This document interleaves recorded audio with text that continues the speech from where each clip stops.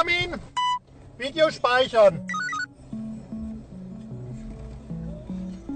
So I've recently found this indie series called The Dream Heroes. These guys have made a handmade animated series that is vertical format with big lore and a small, tiny, itty bitty indie team. What initially drew me into this series was just the art style. I thought it looked really interesting and story-wise as well, it also is quite interesting. Imagine if vampires were there to actually help you instead of trying to suck you dry. What this series kind of documents is a kind of secret order called the Sandmen, in which they are kind of tasked to protect everyone from certain little creatures in the night. They are the kind of manifestation of certain sleep-related kind of conditions. For instance, you have one for sleep paralysis, you have one for insomnia. I can say that is exactly what I think insomnia looks like and how it feels like, because it is really bad. The series follows two of the main characters. These are very weird. I know he says it in the series, but I can't really say these looking at the notes. But Eeyore Catnap and Mew Catnap. According to the multiple dialogues that they have with characters, they are a part of a kind of prestigious family of dream hunters, and they're kind of just like the stereotypical letdowns, basically. They're goofy instead of hardened. You'd expect someone or some people with the family names kind of attitude to be very serious and stoic, but they are incredibly goofy, but they get the job done. During the story, they get into some hardships. Kind of in the beginning couple episodes, we learn that they are very much behind on their quota. They've only caught a handful of demons and they were reprimanded by their captain, calling them a disgrace. They're kind of just villains. Well, I'd say antagonists rather than villains, because they technically are doing a noble cause and helping people sleep better, I guess, fending off all the nightmares. But the way that they're conducting themselves are very much villainous, I guess, with substantial evidence being presented to them where there is a very large plot basically going on, where when they were returning back from their kind of trip around the city that they're in, they come across a really large and dangerous dream demon, and it has they eventually get into the building that it broke into, and they discovered it had a sigil that had been not seen in quite a while and posed a very big dangerous threat. Yeah, I think you can kind of guess what happens next. The big antagonist hero guys just kind of dismiss them and laugh them off. But we arrested a total of 6 creatures. Oh my god! It is absolute shit! What an absolute prat! It was all worth it. Look at this.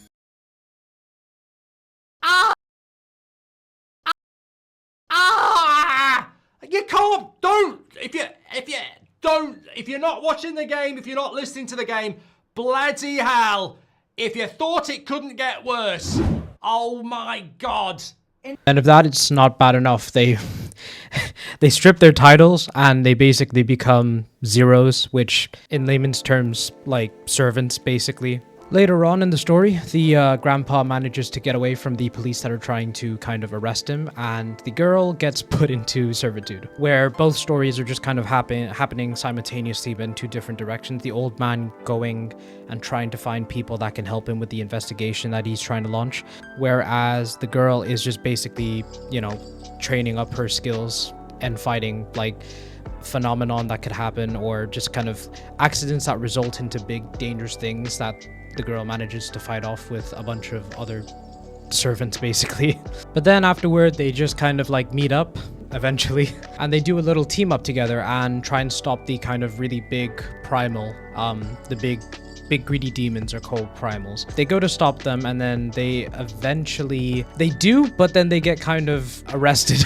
Lack of a better terms. I mean, they basically do get arrested, and that's basically where the series ends. Well, series ends for now anyway. I don't want to give away too much, and this is more of a general summary of what happened. I would highly encourage you guys to watch it. It's pretty good, but there's some points that I do want to quickly explore for this short little itty bitty video. The first point I'm just going to talk about is the design of everything. I think the art style and just the general vibe of the entire series so far is really creative, but also just kind of fun to look at. I mean, obviously because of something like Angel Engine, you get a bunch of AI generated or partially AI generated like series that do come out, while this one is all handcrafted, or I'm assuming so anyway. Like, to me it's obviously like handcrafted, but it's just like it's taking inspiration from a lot of things. Obviously, like the whole idea of the Sandmen are just a reverse like vampires, where they come in and save people from demons, like dream demons, whereas, you know, vampires, as I said in the beginning of the video. Also, it kind of takes place in a kind of steampunk aesthetic. Imagine if like the steampunk aesthetic was just turned down basically, and that's where it is. You're not in some like mega city or anything. You're just in like well, the series so far from what I can see is just in like a really densely populated town, but I wouldn't say like mega like cities from like Cyberpunk or something.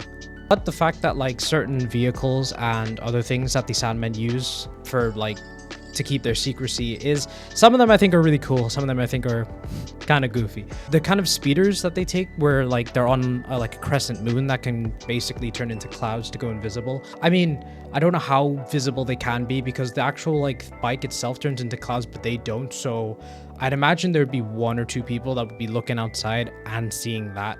Whereas like the goofy kind of designs is where like they have the umbrella. Like I said, this isn't a dig at them. This is just my personal kind of, I wouldn't even say gripe, just like my take on it. It's just like the umbrella just reminds me of Mary Poppins, and like I think obviously that's the inspiration, but it has like little jets in them, and they use that to like, I'm guessing, hop around from building to building, slow them down when they're falling.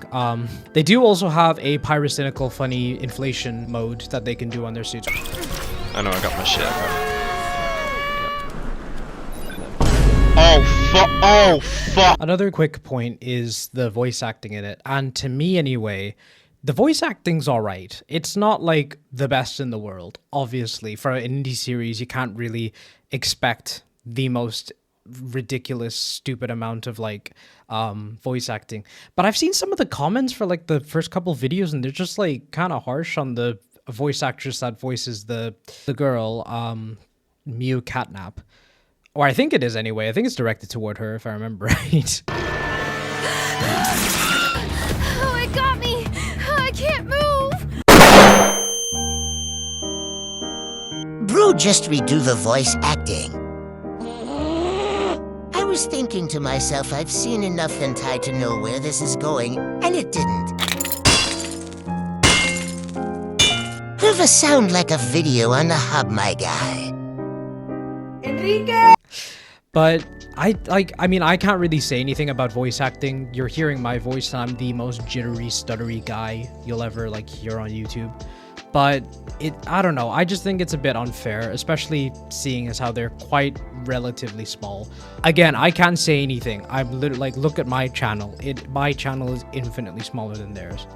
I do have to say though, like I said, this is just my take. I know I am shit. I don't know anything about voice acting, but I do have to agree, sometimes during certain scenes you don't get the same kind of like feel of like emotion that they should be feeling, if that makes sense. Like I said, I can't say anything because my voice is the most jittery, awkward voice you'll ever hear on YouTube, but there's certain ranges of emotions that like the voice actress doesn't have like that much skill in, and like I don't know if they're new to voice acting, I don't know if like they're experienced or whatever, but that's just like kind of what I see, and I understand the criticism, but they're doing the best they can, you know.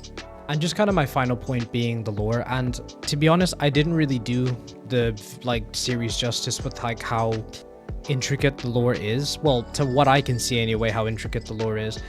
I mean, they sprinkle it everywhere in the description, in the character design and everything, but I don't know, it screams personality, which I think like sometimes is missing in the indie scene, whereas like in the indie scene it's mainly just like, well, game specifically anyway, it's just kind of building off another person's concept. The shows are a little bit more creative, where it's like you have something like the Digital Circus, and does Hazbin Hotel count? It's not really an indie series anymore, seeing as how it's on. I'm just gonna say Hazbin Hotel. You know, you can have good stories and you can have mess stories. And I think this one is like a good middle ground story, in my opinion anyway. The characters are fun, the lore is pretty cool, and they have things going for themselves. Like, I mean, they have a whole song, or from what I can see, a whole song on their Instagram. Overall, though, I really think you guys should check it out. It is a really cool thing. It's basically, imagine if a webtoon was like voice acted and also animated, and that's what Dream Heroes is. And I think it's very cool and you guys should check it out. But yeah, anyway, see ya.